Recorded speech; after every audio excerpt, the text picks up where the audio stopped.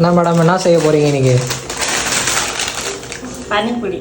சரி பாக்ஸில் எல்லாருக்கும் வணக்கம் கைஸ். இன்னைக்கு ஈஸியான பானிபூரி ரெசிபி தான் நாங்கள் செய்ய போகிறோம். பானிபூரி பார்த்தீங்கன்னா ரெடிமேட்டாக நாங்கள் சூப்பர் மார்க்கெட் வாங்கி வந்துட்டோம். 1 kg 100 ஆஃபரில் விற்றுன்னு இருக்காங்க ஜியோ சூப்பர் மார்க்கெட்டில். உண்மையாக சொல்லணும், பானிபூரி எண்ணெயில் போட்டோன்னே வேறு லெவலில் வந்துச்சு. மசாலாக்காக பார்த்தீங்கன்னா ஏற்கனவே உருளைக்கிழங்கு வேக வச்சிருக்கோம். கூட 2 வெங்காயமும் பச்சை மிளகாவும் சின்ன கட் பண்ணி உருளைக்கிழங்கு நல்லா ஸ்மாஷ் பண்ணி எடுத்து நான் வெட்டி வச்ச வெங்காயம் பச்சை மிளகாவை ஆட் பண்ணி டேஸ்ட்டுக்கு ஏற்ற மாதிரி உப்பு ஆட் பண்ணி கொஞ்சோண்டு மிளகாத்தூளை ஆட் பண்ணுறோம். 1 டீஸ்பூன் அளவுக்கு ஜீரகத்தூளும் 1 டீஸ்பூன் அளவுக்கு சாட் மசாலாவும் ஒரு லெமன் பெரிய சைஸ் லெமனை நல்லா புளிஞ்சிட்டு 1 டீஸ்பூன் அளவுக்கு ஜல்ஜீராவை ஆட் பண்ணிட்டு 2 டீஸ்பூன் அளவுக்கு கிரீன் சட்னி ஆட் பண்ணி கொத்தமல்லியை தூவி விட்டு நல்லா மிக்ஸ் பண்ணிங்கன்னா மசாலா ரெடி ஆயிரும். கிரீன் சட்னி எப்படி செய்யறதுனா, கிரீன் சட்னி செய்யறது ரொம்ப ஈஸி. 2 பச்சை மிளகாய் எடுத்துட்டு கொஞ்சோண்டு இஞ்சி போட்டுட்டு கொஞ்சோண்டு புதினாவும் கொத்தமல்லியும் ஆட் பண்ணிட்டு லைட்டாக பார்த்தீங்கன்னா வாட்டர் ஆட் பண்ணோம். வாட்டர் வந்து ரொம்ப ஆட் பண்ணிடாதீங்க. ஃபர்ஸ்ட்டு எவ்வளோ தேவையோ அந்த அளவுக்கு தான் வாட்டர் ஆட் பண்ணோம். அதுக்கப்புறம் டேஸ்ட்டுக்கு ஏற்ற மாதிரி உப்பு ஆட் பண்ணி நல்லா ஃபைன் பேஸ்ட்டாக அரைக்கணும். ரொம்ப தண்ணி அரைச்சிங்கன்னா டேஸ்ட்டே இருக்காது.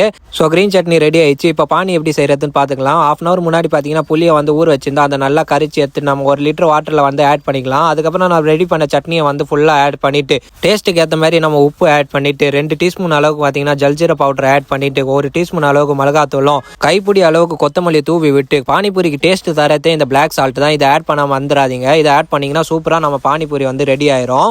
ஸோ அம்மாவுக்கு பானிபூரி ரொம்ப பிடிக்கிறாங்க. ஃபர்ஸ்ட் அம்மா கிட்ட கொடுத்து அம்மா நீங்கள் டேஸ்ட் பண்ணி பாருங்க சொன்னேன். அம்மாவும் டேஸ்ட் பண்ணி வேற லெவலில் இருக்குன்னாங்க.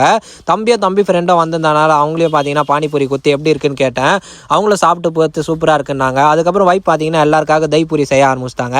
தைப்பூரி செய்யறது ரொம்ப சிம்பிள். நம்ம ரெடி பண்ண மசாலா பானிபூரியில் ஆட் பண்ணி அதுக்கப்புறம் மிளகாத்தூள் ஜீரகத்தூள் சாட் மசாலானா தூவி விட்டு மேலே நம்ம வாங்கின அந்த ஓம்பூடி மிச்சர் போட்டிங்கன்னா சூப்பராக தைப்பூரி ரெடி ஆயிரும். ஸோ நீங்கள் சொன்ன மாதிரி பானிபூரி ரெசிபி போட்டாச்சு. அடுத்து என்ன ரெசிபி போடலான்னு கமெண்ட் செக்ஷன் சொல்லுங்க. அதுக்கப்புறம் இந்த ரெசிபி நீங்கள் கண்டிப்பாக வீட்டில் ட்ரை பண்ணி எப்படி இருக்குன்னு சொல்லுங்க. சூப்பரான பானிபூரி ரெசிபியோட நாங்கள் இன்னைக்கு vlog கம்ப்ளீட் பண்ணுறோம். vlog பிடிச்சிருந்தா நீங்கள் லைக் பண்ணுங்க, ஷேர் பண்ணுங்க. பாய்.